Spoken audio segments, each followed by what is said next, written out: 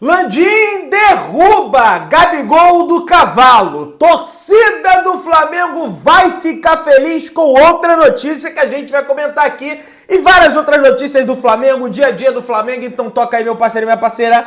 Tocou, então vem comigo, rubro-negro. Vamos às notícias do Flamengo. E o Flamengo se representou hoje no CT Ninho do Urubu, com foco na partida contra a equipe do Vitória. Depois de amanhã, na quarta-feira, às 9h30 da noite, diretamente da Bahia do Barradão, tá? O elenco do Flamengo começou ali as atividades por volta das 3 horas da tarde e seguiu ali treinamentos táticos, físicos, técnicos. Tite ali já tentando definir a escalação para o confronto contra o Vitória. Deve bater o martelo mesmo aí, a partir de amanhã, quando o Flamengo vai realizar o seu último treinamento para esse confronto diante da equipe baiana. A informação que se tem de hoje é que Bruno Henrique, de novo, ficou novamente apenas na academia, fazendo trabalhos individualizados e focados na recuperação da entorse, da torção que ele teve no tornozelo. O atacante,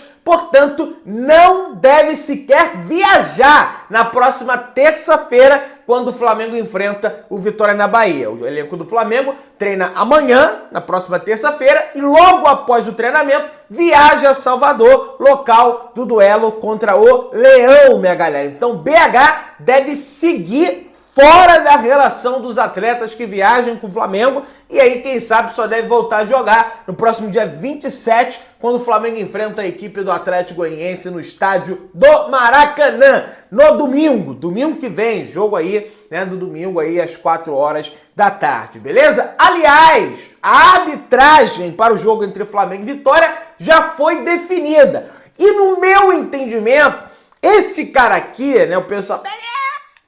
Você só fala mal de árbitro, não tem um árbitro bom, Pedrão. Pois é, quem apita é Rafael Claus, minha galera. Ele vai apitar o jogo. Na minha avaliação, é o melhor árbitro que nós temos no futebol brasileiro, ou o menos pior, até porque eu não quero ficar aqui elogiando o árbitro, depois ele apita o jogo do Flamengo, marca um monte de besteira aí, No entanto, ele deixa o jogo seguir. Ele não picota o jogo, não fica marcando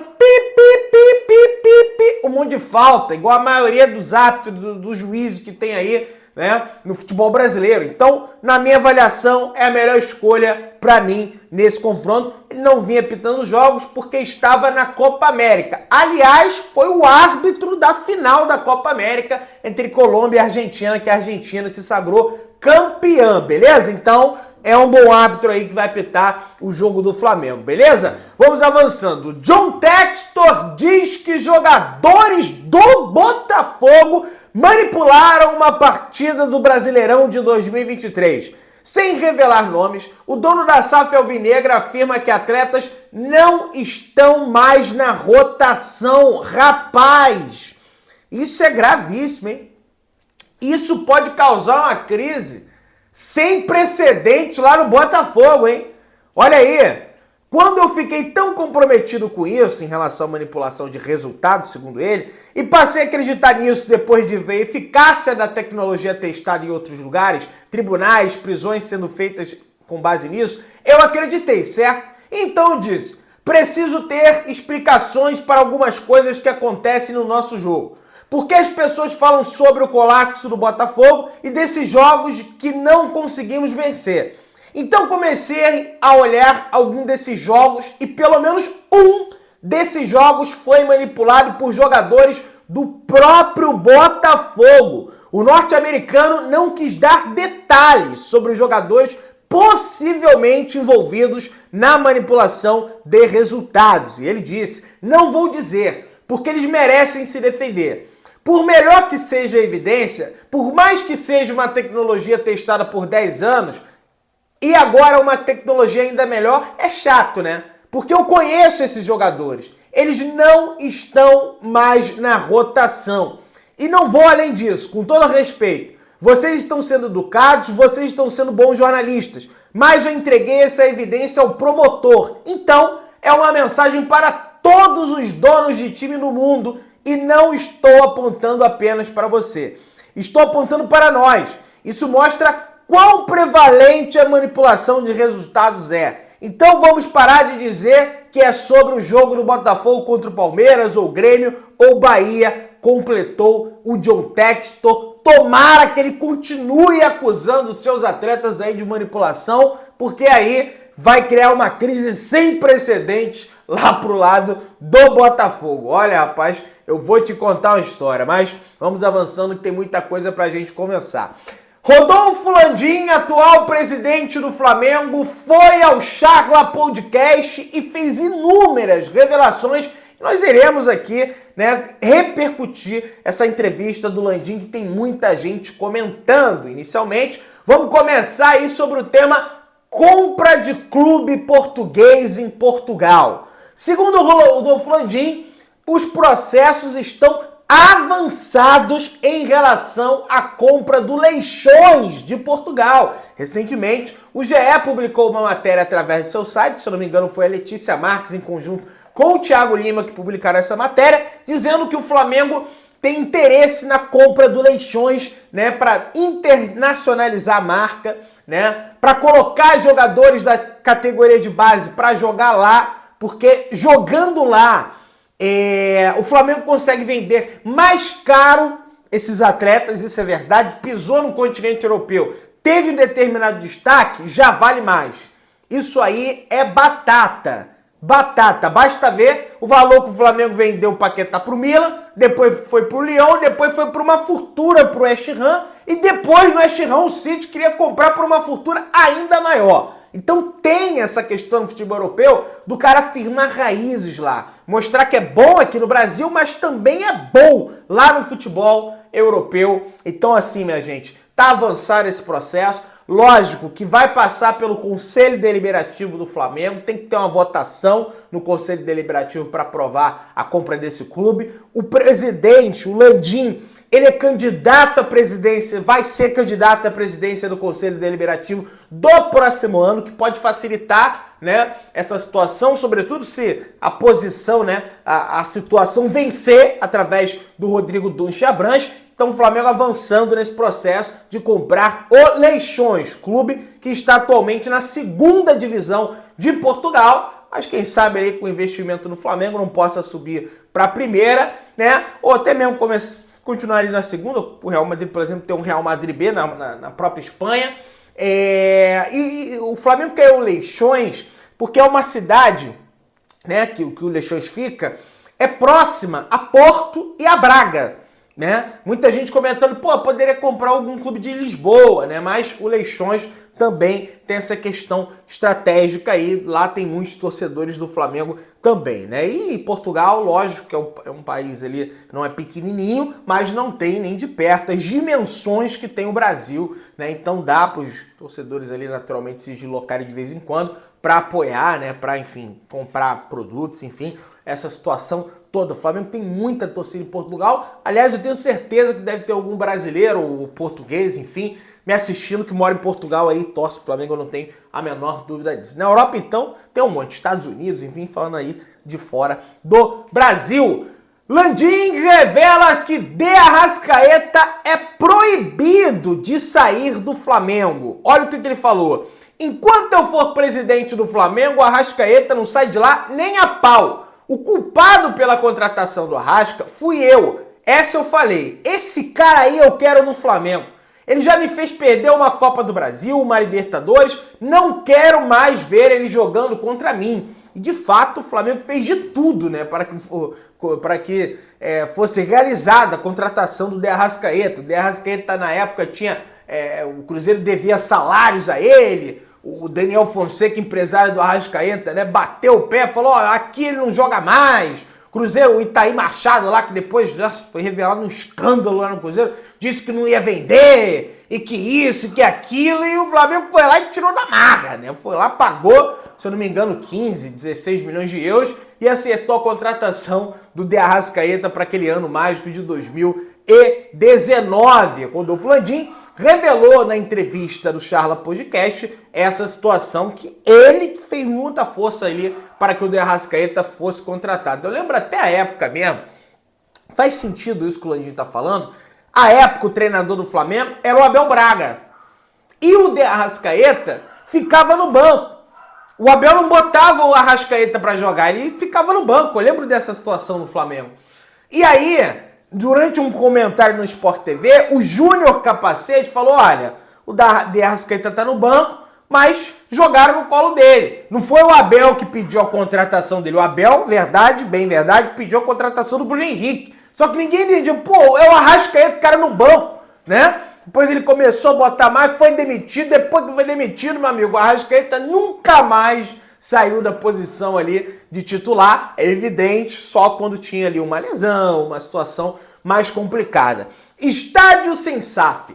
Landim comenta como o projeto da SAF não tem ligação direta para o custeio do futuro estádio do Flamengo. O presidente alega que as pessoas que são contra essa implementação não querem a construção da casa própria, afirmou o presidente do Flamengo, Rodolfo Landim, né? Enfim, vamos aguardar aí as cenas dos próximos capítulos. Aliás, no dia 29, o Conselho Deliberativo do Flamengo vota, né? Aí a questão do leilão, né? Para aprovar o valor mínimo, que se não me engano é de 139, 140 milhões de reais.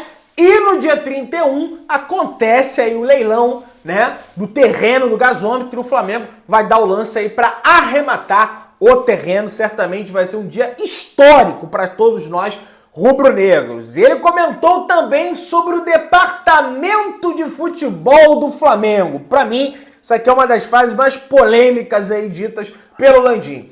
De todas as pessoas que eu conheci no futebol brasileiro, considero o Marcos Braz o diretor de futebol mais diferenciado. E aí a torcida do Flamengo, naturalmente, nas redes sociais, caiu em cima do Landim com essa declaração sobre o Marcos Braz, sobretudo aqueles que não curtem o trabalho do vice-presidente de futebol no Flamengo. Eu também acho exagerada essa frase, né? Eu não conheço todos os diretores de futebol do futebol brasileiro. Tem um diretor, por exemplo, né, o Thiago Escuro, que começou lá no Red Bull Bragantino e logo veio o clube europeu levar ele, né, que foi o Mônaco. Hoje o cara trabalha no Mônaco, trabalha no futebol francês, né? Tem Rodrigo Caetano, tem o próprio Alexandre Marques, que hoje está de volta aí ao Cruzeiro. Tem inúmeros diretores de futebol aí. Não sei dizer se são melhores que o Marcos Braz, né? Até porque o Marcos Braz é o vice-presidente de futebol, o diretor Espino, mas quem manda de fato no futebol é o Marcos Braz, né? Só que dizer que é o melhor, que considera o melhor, aí realmente eu acho um certo exagero, né? Aliado político, é lógico que ele vai elogiar o cara, até porque por mais que o Marcos Braz saia da gestão do Flamengo, né? Ele, enfim, leva uma gama de pessoas ali com ele e lógico que ele quer angariar votos para a situação que é o Rodrigo Dunche Abrantes, então ele vai falar mal do cara, ainda mais de um cara que sofreu pressão e ele nunca demitiu no Flamengo. Mas dizer que é o melhor, tudo bem, ele teve os acertos também dele no Flamengo, não vamos aqui falar que é só erro, mas teve erros absurdos assim, né? Erros absurdos, como tá tendo nessa janela de transferência, né? Enrolando, cozinhando e não vem ninguém. E tá aí batendo na porta e pega pra capar. Libertadores, Copa do Brasil, Brasileirão. O bagulho vai ficar doido. Então tem que ficar ligado aí nessa situação. Vamos avançando aí, pessoal. Landim falou sobre o impasse entre Flamengo e Gabigol. Presidente afirma que o jogador teria um aumento salarial significativo com a proposta de renovação por uma temporada, galera. Vamos ver, né? O Gabigol que se manifestou na TV Globo recentemente, dizendo que o Flamengo não agiu de uma boa maneira com o ídolo. E o Landim falou, não tem muito o que falar. O Gabriel é um jogador que tem o seu nome marcado na história do Flamengo por tudo que fez, por tudo que desempenhou. O problema é que hoje ele deixou claro que está buscando um contrato de longo prazo.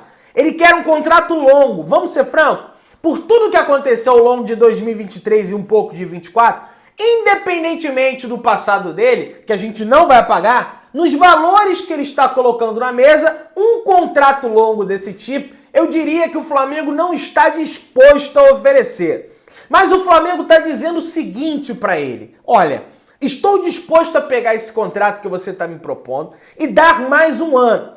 E a gente fez um ano e com um salário bem maior do que ele recebe hoje. É óbvio que é bem mais do que ele recebe. E é acima daquilo que foi meio o que seria o valor acordado se fosse firmar um contrato de 5 anos.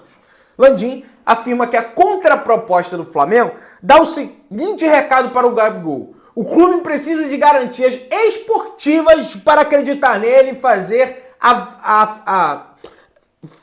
para acreditar nele e voltar a fazer um contrato longo. E o Landim falou: não é só reconhecimento, é dizer o seguinte: eu espero que você aceite e eu espero que ele volte a ter um desempenho esportivo compatível com o valor que ele está pedindo. Por mais que a gente adore o Gabriel, e espero que não passe pela cabeça dele que a gente não gosta, tenho uma gratidão eterna, não só por ele, mas por todos os jogadores que estão no Flamengo nesse período que eu estou presidente do clube. O Landim explicou os critérios adotados para a realização da proposta de renovação de contrato de 1 ano tem a ver com o futuro. Além disso, o presidente garantiu que o Flamengo chegou ao seu teto em termos financeiros. Não é para reconhecimento. Eu tenho que olhar para frente e olhar para o desempenho que provavelmente aquele jogador vai me dar a partir das informações técnicas que a turma que trabalha no Flamengo me oferece. O que a gente quer é que ele continue no Flamengo. A gente fez uma proposta para ele. A gente, depois de tanto tempo conversando, chegou numa proposta que é o nosso teto. E de tempo também falou aí o Landim. Aí ele falou que não foi só essa declaração que ele deu na Globo, que ele já deu umas 10 declarações dizendo que estava tudo certo, e pro Landim as coisas só tão certas quando bota no papel e assina, né? E aí tem uma novela aí estendida sobre isso, né? Dizendo que, porque os dirigentes do Flamengo cumprimentaram o Gabriel no CT, parabenizaram os pais do Gabriel pela renovação, e depois não colocaram no papel. Essa é a versão do Gabigol. Landim tem outra versão de tá certo só quando coloca no papel. Enfim, vamos ver aí as cenas dos próximos capítulos, a depender aí do desempenho do Gabigol, segundo o presidente do Flamengo, Rodolfo Landim. Landim explica negociações do Flamengo com Paquetá e Claudinho. Ao afirmar que a contratação de Paquetá não poderia acontecer com números surreais, o presidente cita Neymar e ter a informação que o craque receba 70 milhões de reais por mês possível. Esquece. Ele falou: a gente não esconde que há muito tempo vem tendo contato com o Claudinho e é meio que um objeto de desejo para nós. Ele é ídolo lá. Foi considerado o melhor jogador da Rússia há alguns anos. Jogador que também tem ao lado dele de disputar os campeonatos internacionais. Lá ele não pode disputar os campeonatos europeus. A gente também está usando esse potencial de vontade dele querer voltar, sempre em contato com ele. Claro que a gente buscou conversar novamente com ele através do empresário dele. Eu entendi que a gente chegou num acordo com ele, mas toda transferência de jogador é uma discussão envolvendo 3 partes: Flamengo, Claudinho, né? E também, evidentemente, o Zenit. A gente estaria com um processo equacionado. O problema é com o clube que não quer se desfazer dele. O clube foi estabelecendo exigências. Chegamos no nível da exigência e eles aumentaram o valor do jogador. É nítido que eles não querem vender o atleta. Imagino que o jogador não esteja feliz. Segundo o Landim, o Claudinho não está feliz na Rússia. Você começa a estabelecer regras. Você sai se chegar no preço justo. O cara chega no preço justo e o cara diz que o preço não é mais justo. Imagino que o jogador não está feliz lá. Imagino, tá? Ele sabe, né?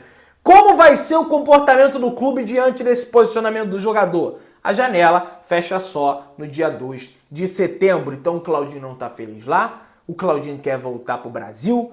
O Claudinho quer jogar no Flamengo. Mas o Zenit está fazendo jogo duro e o Flamengo vai fazendo esse jogo de paciência para tentar contratar o jogador, beleza? O Landim também comentou sobre a situação do Lucas Paquetá, que aí é uma situação mais complicada ainda, que envolve outros fatores, mas que de fato o Flamengo está tentando a contratação, a repatriação do Lucas Paquetá ao Flamengo. Quer conferir na íntegra? Corre lá no canal do Charla Podcast para você ver a entrevista do Rodolfo Landim. Você que está aí, se inscreva no canal, aciona o sininho da notificação, deixa o teu like. Tamo juntão, saudações rubro-negras.